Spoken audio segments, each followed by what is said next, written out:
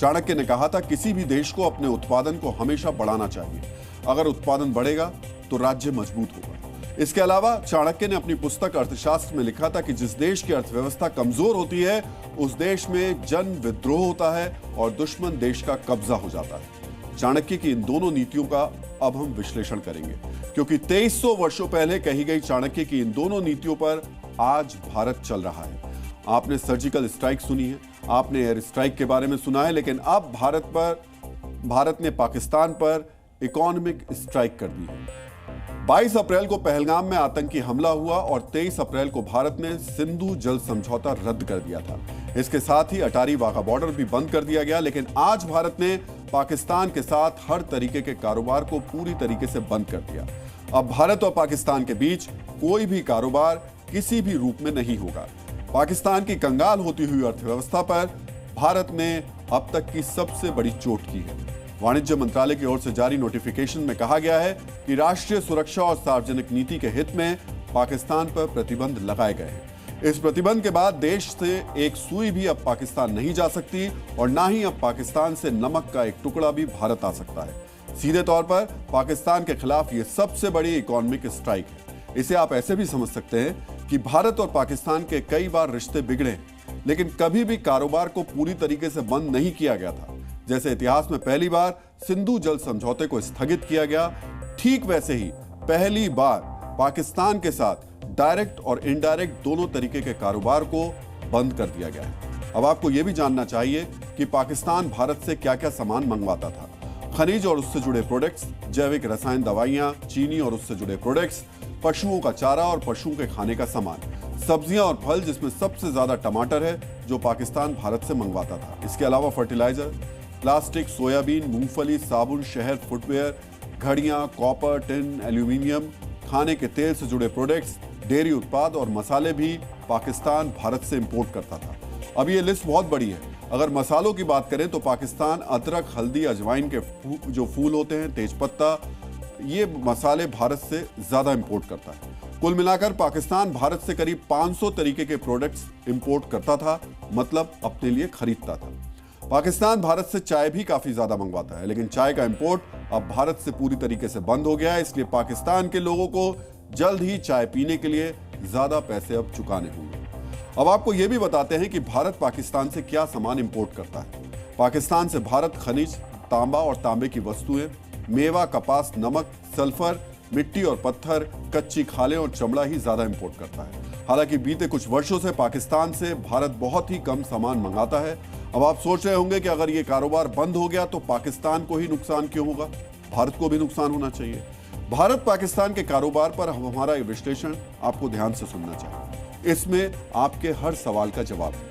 पाकिस्तान के साथ पूरी तरह से कारोबार बंद करने के फैसले का भारत की आर्थिक सेहत पर कोई असर नहीं होगा, लेकिन यह जरूर है कि पाकिस्तान की आर्थिक सेहत और ज्यादा बिगड़ जाएगी। वर्ष 2016-17 में भारत और पाकिस्तान के बीच 227 करोड़ डॉलर का कारोबार हुआ था। 2017-18 के बीच भारत और पाकिस्तान के बीच 241 करोड़ डॉलर का कारोबार हुआ था। लेकिन 2019 के पुलवामा आतंकी हमले के बाद भारत ने पाकिस्तान से मोस्ट फेवर्ड नेशन यानी सबसे पसंदीदा राष्ट्र का दर्जा छीन लिया था। इसके साथ ही पाकिस्तान से आने वाले सामान पर भारत ने 200% का टैक्स लगा दिया था। ज्यादा टैक्स होने की वजह से भारत में पाकिस्तान से बेहद कम सामान आते थे। अप्रैल 2024 से जनवरी 2025 के बीच भारत ने पाकिस्तान से केवल 4,20,000 डॉलर का सामान मंगवाया, जबकि उससे एक साल पहले इसी समय में भारत ने पाकिस्तान से 28,60,000 डॉलर का सामान मंगवाया था। यानी बीते एक वर्ष में पाकिस्तान से भारत के इंपोर्ट में 87% की गिरावट आई है। अप्रैल 2024 से जनवरी 2025 के बीच पाकिस्तान ने भारत से 44 करोड़ 77 लाख डॉलर का सामान मंगवाया था, जबकि एक साल पहले पाकिस्तान ने भारत से 110 करोड़ डॉलर का सामान इंपोर्ट किया था। यानी भारत और पाकिस्तान कारोबार में पाकिस्तान भारत पर निर्भर था। पूरी दुनिया में भारत आज जो कारोबार करता है, इसमें पाकिस्तान के साथ कारोबार का हिस्सा केवल 0.06% है। इस कारोबार में भी बड़ा हिस्सा पाकिस्तान को होने वाले इंपोर्ट से जुड़ा हुआ है। इससे आप समझ सकते हैं कि इस बैन का भारत पर कोई असर नहीं होने वाला। भारत ने आज जब पाकिस्तान के साथ डायरेक्ट और इनडायरेक्ट कारोबार को बंद करने का फैसला किया, तो इसके साथ ही एक और बड़ा फैसला भी लिया। ये दोनों फैसले एक दूसरे से जुड़े हुए हैं, इसलिए इस फैसले के बारे में भी आज आपको जरूर पता होना चाहिए। भारत सरकार ने पाकिस्तानी जहाजों को भारतीय बंदरगाह और भारतीय जहाजों को पाकिस्तान के किसी भी बंदरगाह पर जाने के लिए आज से रोक लगा दी। भारत सरकार के शिपिंग महानिदेशालय ने मर्चेंट शिपिंग एक्ट 1958 की धारा 411 के तहत ये रोक लगाई है। हमने आपको अभी बताया था कि पुलवामा आतंकी हमले के बाद भारत ने पाकिस्तान से मोस्ट फेवर्ड नेशन यानी सबसे पसंदीदा राष्ट्र का दर्जा छीन लिया था और वहां के सामानों पर 200% तक इंपोर्ट ड्यूटी लगा दी थी। इसके बाद पाकिस्तान ने भारत से सामान मंगाने के लिए एक नया तरीका अपनाया। भारत से सामान पहले संयुक्त अरब अमीरात, श्रीलंका, सिंगापुर जैसे तीसरे देश में एक्सपोर्ट होता है और उसके बाद भारतीय सामान को पाकिस्तान इंपोर्ट किया जाता है। इसमें जो रूट अपनाया जाता है वो दिल्ली मुंबई से संयुक्त अरब अमीरात यानी दुबई, फिर दुबई से कराची बंदरगाह और वहां से भारतीय सामान पूरे पाकिस्तान में पहुंचता है। इस वजह से जो प्रोडक्ट पाकिस्तान जाते थे वो काफी महंगे हो जाते थे। पाकिस्तान से आने वाले या पाकिस्तान जाने वाले किसी भी प्रकार के डाक और पार्सल सेवाओं पर भी अब रोक लगा दी गई है। डाक विभाग के अनुसार हवाई या जमीनी दोनों मार्गों से जाने वाले किसी भी श्रेणी के मेल और पार्सल के आदान प्रदान को तत्काल प्रभाव से निलंबित कर दिया गया है। इस फैसले की वजह से न केवल व्यक्तिगत पार्सल का एक दूसरे देशों में जाना बंद हो जाएगा, बल्कि डाक के जरिए भारत से इंपोर्ट होने वाले सामान भी अब पाकिस्तान नहीं पहुंच पाएंगे। जैसा कि हमने इस रिपोर्ट की शुरुआत में आपको बताया था कि चाणक्य ने कहा था कि किसी भी देश को अपने उत्पादन को हमेशा बढ़ाना चाहिए।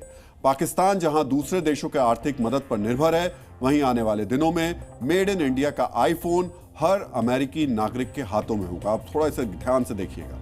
एप्पल के सीईओ टिम कुक के मुताबिक जून से अमेरिकी बाजार में बिकने वाले अधिकतर आईफोन भारत में बने होंगे। अमेरिका चीन टैरिफ वॉर के बीच अब भारत को सबसे ज्यादा फायदा होने जा रहा है।